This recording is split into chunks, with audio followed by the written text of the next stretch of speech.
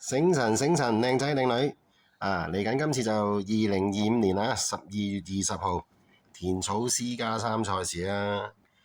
今日嚟個快步速咧，全部玩4班賽事，咁就精選攬馬，不如呢隻先啦。第5場2號實力加3檔潘明輝落返嚟4班跑。睇過潘明輝啲操練都好似想密謀跑呢場1200喎，係嘛？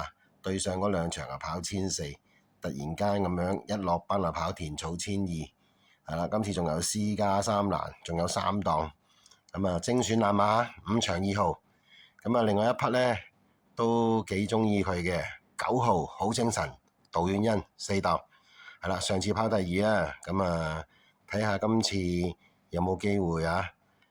個檔位好少少，4檔可唔可以整翻一隻？QQ 地一齊翻嚟，過3關喎。第2場啦，都係4班整隻好爛嘅6號泰盛區丁冠豪毛顯東，另外一隻田雞上場就賽事取消咗沿途包尾11號手錶之星睇下呢2隻懶馬可唔可以成就一條超爛嘅位置 Q 啦。另外一場話明係過3關啦，都係中意4班。成日覺得啲1000米呢爆冷溫床嚟啊。首先要揀隻7號啦，家家有福，終於田雞騎翻啦，係啦。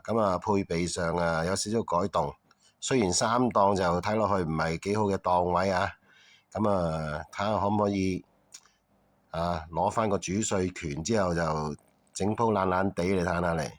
另外一匹又係爛嘢，不過係仲差嘅檔1檔都係杜婉欣又係丁冠豪金塊飛飛睇下呢一隻馬爆唔爆得出。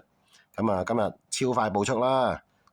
重複一次精選攬馬第5場2號實力加，然後配腳9號好精神，另外嗰2場第2場係啦，6號泰盛區11號手錶之星，仲有第4場7號嘅家家有福，同埋13號金塊飛飛睇我哋馬財神可唔可以整個3節棍3穿7位置 Q 俾大家嘆下嚟。